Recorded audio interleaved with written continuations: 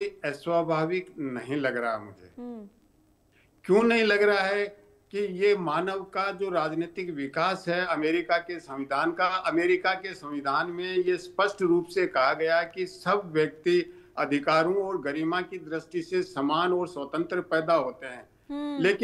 लेकिन गुलामी को मिटाने में उनको 90 साल लग गए, गुलामी स्लेवरी को खत्म करने में।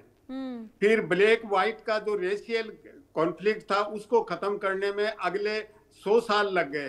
तो ये कोई अस्वाभाविक नहीं है। फिर ट्रंप ने पिछले टर्म में जो शब्द यूज किए थे, हैती और अल सल्वाडोर, सोमालिया, इनके लिए वर्ड यूज किया था कि ये शिट होल कंट्रीज हैं, बहुत ही घिनौने देश हैं। ये 2018 की बात है। उसके बाद में 2019 में उन्होंने फिर ये शब्द यूज किया कि ये फिल्दी प्लेसेज हैं, फिल्दी प्लेसेज हैं, ब्रूटल बुली यूज किया, criminal crime infested word use किया। तो ऐसा ट्रंप प्रारंभ में ही करता रहा है।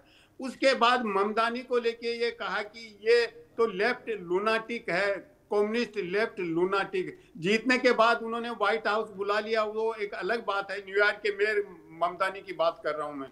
उसके बाद सर सादिक है जो लंदन के मेयर हैं, उसके लिए उन्होंने ऐसे ही वर्ड यूज किए कि ये तो टेरिबल टेरिबल टेरिबल पर्सन है और ये आ गया तो सरिया कानून लागू कर देगा। वहां ब्रिटेन में भी ट्रंप का विरोध केवल मुस्लिम से नहीं किया, ब्रिटेन के व्हाइट लोग हैं उन्होंने भी विरोध किया कि हमारे मेयर के लिए ऐसा कैसे कह सकते हैं। अभी सरिया कानून ब्रिटेन में कोई मान्यता नहीं है। सरिया काउंसिल है, वो वॉलेंट्री ऑर्गेनाइजेशन है, उसकी लीगल वैलिडिटी नहीं है उसके निर्णयों की। तो ये तो ट्रंप शुरू से ही इस तरह के शब्द यूज करता रहा है। देखिए ये शिट होल है, वो तो गार्बेज से भी बड़ा स्ट्रॉन्ग वर्ड है जो पिछले टर्म में उन्होंने यूज किया है। तो ये अस्वाभाविक नहीं है। लेकिन अभी जो सोमालिया को लेके यूज किया है वो अमेरिकन कांग्रेस की जो लेडी हैं इलियास ओमार, उसके लिए किया है। इसलिए ये राजनीतिक ज्यादा हो गया है और वहां इस तरह का विरोध शुरू हो गया है। लेकिन इससे क्या रिफ्लेक्ट होता है? इससे रिफ्लेक्ट ये होता है कि ट्रंप की जो white Christian Zionist supremacist attitude है वो रिफ्लेक्ट होता है। और ये अफ्रीका और अमेरिका के साथ भी, उन्होंने अफ्रीका के प्रेसिडेंट को व्हाइट हाउस में बुलाया तो आप जेनोसाइड करते हो व्हाइट लोगों को, अब व्हाइट लोगों को मार रहे हैं। एक एग्रीकल्चर कानून पास कर दिया, उसको लेके कुछ फोटो दिखाई, उन्होंने कहा कि ये फोटो तो है ही नहीं, ये तो मैन्युफैक्चर्ड फोटो हैं, डीप फेक हैं। तो अफ्रीका के प्रेसिडेंट ने व्हाइट हाउस में कहा कि ये मेरा एग्रीकल्चर मिनिस्टर है, ये व्हाइट रेस का है, ये आपको जवाब देगा। तो उसने जवाब दिया और फिर G20 की मीटिंग का बायकाट किया। अब वो कह रहे हैं अगली G20 अमेरिका करेगा 26 में, तो हम अफ्रीका को नहीं बुलाएंगे, उसकी जगह पोलैंड को बुलाएंगे। तो ये अस्वाभाविक नहीं है। जिस तरह की ट्रंप की मानसिकता है, जिस तरह का बेंट ऑफ माइंड है, वो एक तरह का सिविलाइजेशनल बैटल शुरू करना चाहते हैं दुनिया में। और यही नहीं, 2017 में जो G20 की मीटिंग में गए थे जर्मनी में, तो उस समय पोलैंड में जो पब्लिक एड्रेस किया था तो वहां व्हाइट लोगों को ये कहा सेव योर सिविलाइजेशन, अपनी सभ्यता को बचाओ, सभ्यता खतरे में है। तो ये प्रारंभ से ही ट्रंप का ऐसा माइंडसेट है। लेकिन अब ये वो फिर उछल गया है ये मामला। तो अब ऐसी स्थिति में केवल ऐसा नहीं है कि वो केवल मुस्लिम्स के अगेंस्ट में है, वो तो ये कहते हैं कि जो भी इमिग्रेंट्स हैं। नहीं, लेकिन आजकल तो सर पाकिस्तान के साथ उनकी काफी नजदीकी बढ़ती हुई नजर आ रही है। तो पाकिस्तान के लिए क्या कभी ऐसा बोला गया है क्या ट्रंप की ओर से? देखिए पाकिस्तान के साथ ऐसा तो नहीं बोला गया, लेकिन टेररिज्म का सपोर्ट नहीं करने के लिए पिछले टर्म में उन्होंने कहा कि हम टेररिज्म के खिलाफ हैं, किसी भी रूप का टेररिज्म है पाकिस्तान अगर फैलाता है तो। पाकिस्तान का बिना नाम लिए उस तरह की बात कही है। लेकिन देखिए जब देश के प्रमुख होते हैं तो उनका फिर स्ट्रेटेजिक इंटरेस्ट हो जाता है राष्ट्र का। पाकिस्तान अगर उनके लिए कहीं सहूलियत बनता है, क्योंकि पाकिस्तान का जो लोकेशन है उससे वेस्ट एशिया नजदीक है, सेंट्रल एशिया नजदीक है, साउथ एशिया में पाकिस्तान खूब है, तो अमेरिका के लिए इसकी स्ट्रेटेजिक इंपॉर्टेंस है। लेकिन अफगानिस्तान में ऑलरेडी वो देखिए आतंकवाद के अगेंस्ट वो है, बयान उनका सामने आया।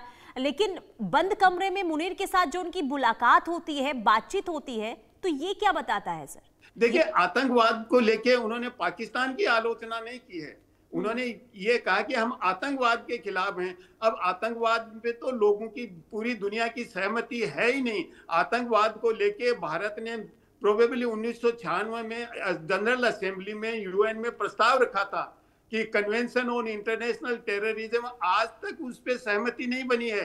तो दुनिया, कुछ लोग जिसको आतंकवादी कहते हैं, दूसरे उनको सपोर्ट करते हैं। तो इतनी अस्पष्टता की स्थिति है, तो उसमें आतंकवाद को अभी भी दुनिया डील नहीं कर सकती जब तक सहमति नहीं बने कि आतंकवाद क्या है। इसको लेके बिल्कुल सहमति नहीं है।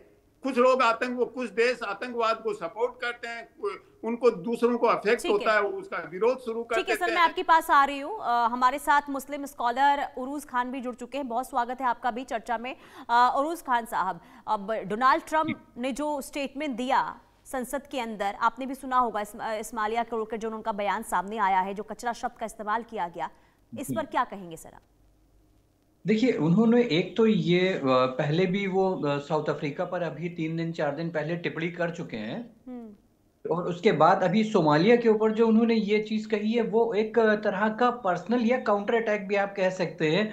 क्योंकि एक तरफ सोमालियन डेमोक्रेटिक, वो जो रिपब्लिकन से डेमोक्रेटिक पार्टी से जो मेंबर हुए थे, और इल्हान उमर के साथ में जो एक उमर फाते हैं, वो लोग जो खड़े हुए थे, तो उनका जो कहीं कहीं पे कुछ कुछ ऐसी रैलीज हुई हैं उनकी वहां पर अमेरिका में, कि जहां पर उन्होंने ट्रम्प के बहुत सारे डिसीजंस को नल एंड वॉइड करने के लिए पब्लिक से सपोर्ट मांगा।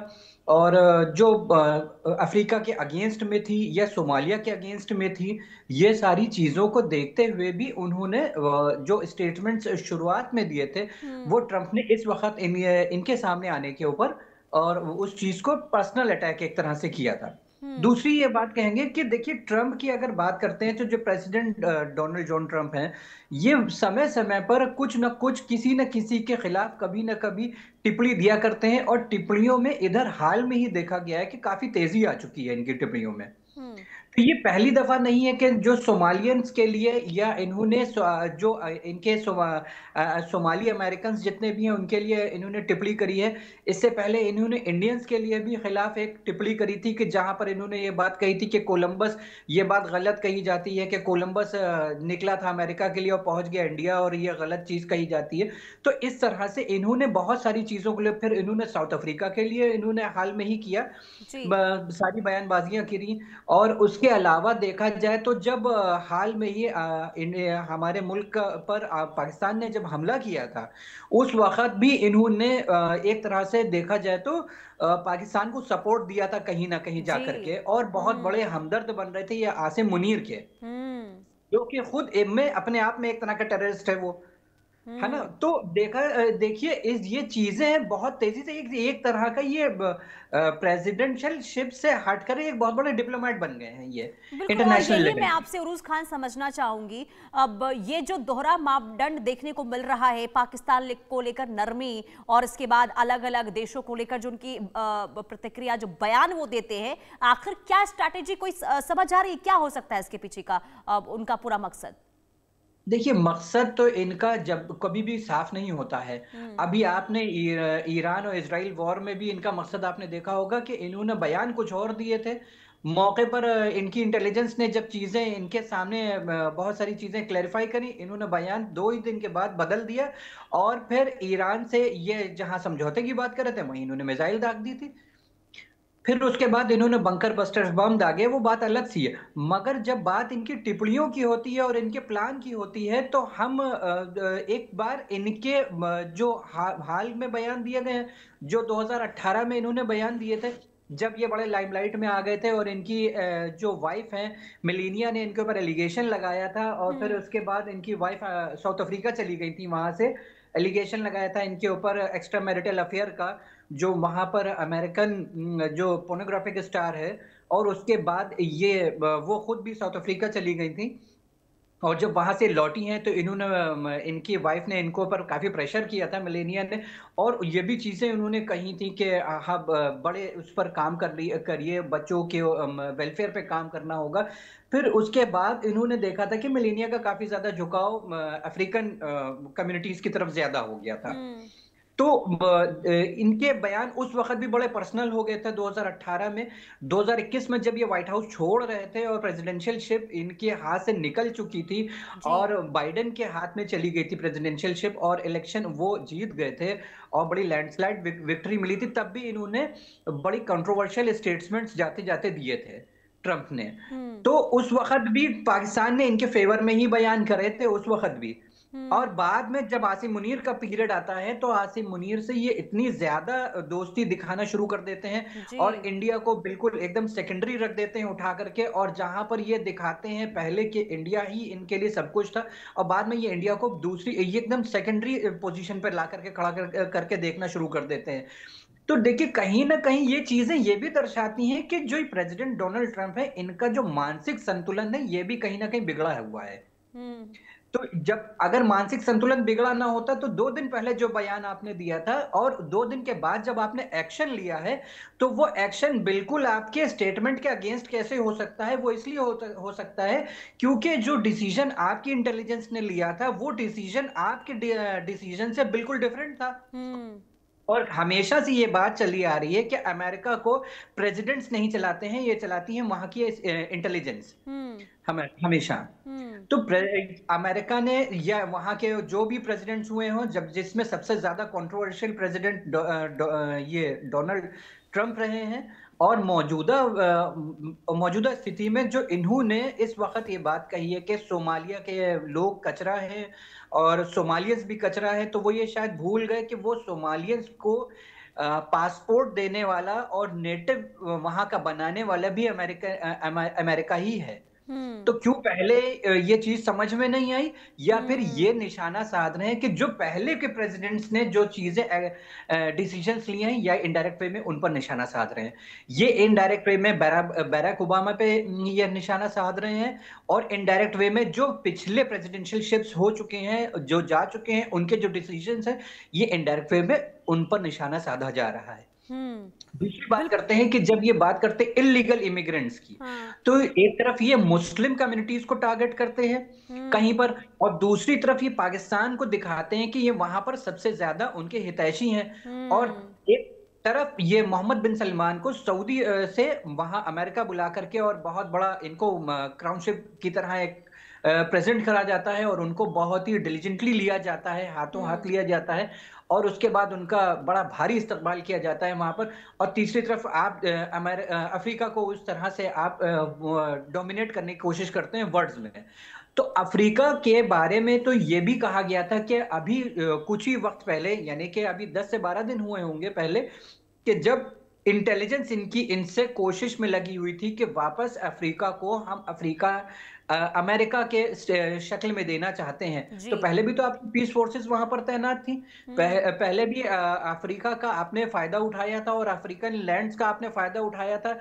सोमालिया ही नहीं, नाइजीरिया, और उसके बाद जो इनकी एक CIA की जो स्पाई थी जिसके ऊपर पूरी मूवी बन गई थी और जिसकी आइडेंटिटी इन्होंने लेटर ऑन रिवील करवा दी थी अमेरिका ने, उसका हस्बैंड जो था, जो रशियन था, वो भी तो अमेरिका से पूरा सप्लाई में नाइजीरिया से लगा हुआ था, यूरेनियम का पूरा वहां से पूरी तस्करी चल रही थी एक तरह से।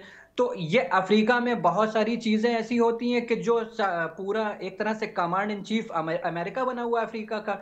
और जो हाल में ही जो सारी घटनाएं हुई हैं अफ्रीका रीजन में, जितना अफ्रीका, इससे उरूस खान साहब यही समझ आ रहा है ना कि जहां पर वो फायदा देखते हैं वहां पर उनका स्टैंड बदल जाता है, इस तरीके से कह सकते हैं इसको। क्योंकि भारत को लेकर भी देखिए उनका जो दोहरा अब चरित्र देखने को मिलता है, कभी दोस्ती और उसके बाद फिर भारत के खिलाफ ही तमाम तरीके से वो कदम भी उठाते हुए नजर आते हैं। लेकिन सर मैं आपसे समझूंगी करुणी सिंह सर, क्योंकि अब अगर कोई राष्ट्रीय नेता, अंतर्राष्ट्रीय नेता अगर इस तरीके से शब्दों का इस्तेमाल करे या फिर समय समय पर बाकी देशों को लेकर जो उनका बयान दिया जाए, तो आखिर ये जो लोकतांत्रिक राजनीति है उसका स्तर क्या समझ आता है देखने के बाद?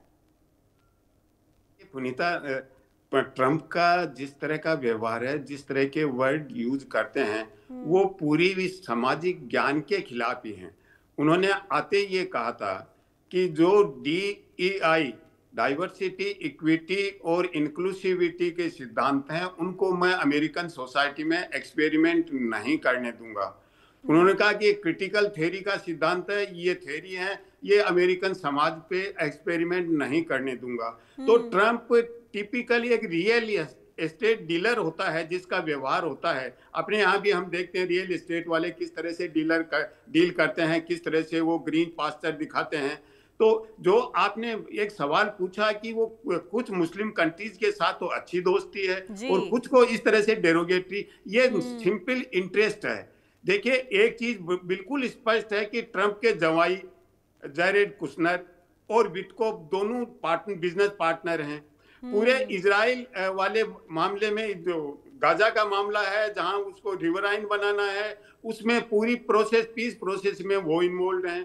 पाकिस्तान में जो कुछ हो रहा है उसमें वो क्रिप्टो और जो मिनरल्स हैं उनको लेके वो इन्वॉल्व हैं। रशिया में जो कुछ हो रहा है, रशिया यूक्रेन में, उनमें वो इन्वॉल्व हैं। तो जैसे मिडिल ईस्ट में पहली ट्रम्प ने विजिट की और सऊदी अरब गए, जिसकी बात हमारे मित्र ने भी कही है, तो वहां जाके क्या किया, उन्होंने कहा कि हमारे पहले तो उन्होंने अपने जवाई को विटकोफ को भेजा कि आप कुछ ग्राउंड वर्क होमवर्क करो, और फिर जाते ही ये कहा कि आप कितना इन्वेस्टमेंट कर सकते हैं। फिर वो UAE गए, कतर गए, वहां भी यही कहा कि आप कितना इन्वेस्टमेंट कर सकते हैं। और अभी जो सऊदी के उसको बुलाया MBS को वाशिंगटन, वहां भी उन्होंने यही कहा कि आप हमारे यहाँ इन्वेस्ट कीजिए। तो ट्रम्प तो एक टिपिकल बिजनेस करने वाले की तरह है, जो एनलाइटन पॉलिटिकल लीडरशिप होना चाहिए वो नहीं है। और उसमें यही नहीं, वो अमेरिका का इंटरेस्ट भी सर्व नहीं कर पा रहे हैं। पूरी अमेरिका का जिस तरह के पूरी दुनिया विरोध में खड़ी हो गई है, इजराइल के साथ अमेरिका के अलावा कोई नहीं है, उनके यूरोपियन अलाइंस भी नहीं है, फ्रांस नहीं है, ब्रिटेन तक उनके साथ नहीं है, फिर भी वो इजराइल के साथ खड़े हुए हैं। तो इस तरह से अमेरिका की प्रेस्टीज का भी नुकसान कर रहे हैं, और अमेरिका को एक डेमोक्रेसी का आदर्श मानते थे, वो भी हालात खराब हो रहा है, और इसीलिए उनकी पॉपुलैरिटी अमेरिका में कम हो रही है निरंतर रूप से। लेकिन फिर भी वो ये कह रहे हैं कि मैं अमेरिका को ग्रेट बनाऊंगा, अमेरिका फर्स्ट मेरा स्लोगन है, और मैंने 8 महीने में 8 जगह शांति की स्थापना कर दी। अभी भी उन्होंने जो अमेरिका की नेशनल सिक्योरिटी रिपोर्ट आई है उसमें यही कहा है कि मैंने 8 देशों में शांति की स्थापना कर दी, और अब यूक्रेन में भी कर दूंगा शांति की स्थापना। तो उनका जो दृष्टिकोण है वो बिल्कुल एक प्रॉपर्टी डीलर की तरह, एक पॉलिस्ट और जो एनलाइटन पॉलिटिशियन का होना चाहिए, स्टेट्समैन का होना चाहिए, वो बिल्कुल नहीं है। तो जब पाकिस्तान और सऊदी अरब है, मिडिल ईस्ट में उनका इंटरेस्ट है, कॉमर्शियल इंटरेस्ट है, फाइनेंशियल इंटरेस्ट है, इसलिए उनके लिए वो नहीं कह रहे हैं। अफ्रीका उतना इंटरेस्ट उनका पूरा नहीं कर सकता। देखिए, हैती है, अल सल्वाडोर है, वो उनका इंटरेस्ट पूरा नहीं कर सकते, और नहीं कर सकते तो उनको वो शीट होल कहेंगे। और देखिए, जब उन्होंने सर सादिक को ये कहा, तो सादिक ने बहुत ही पोलाइट वे में रिस्पॉन्ड किया। उन्होंने कहा कि ये ट्रम्प का इस तरह का एटीट्यूड है। बिल्कुल सर, उनका जो ये रवैया देखने को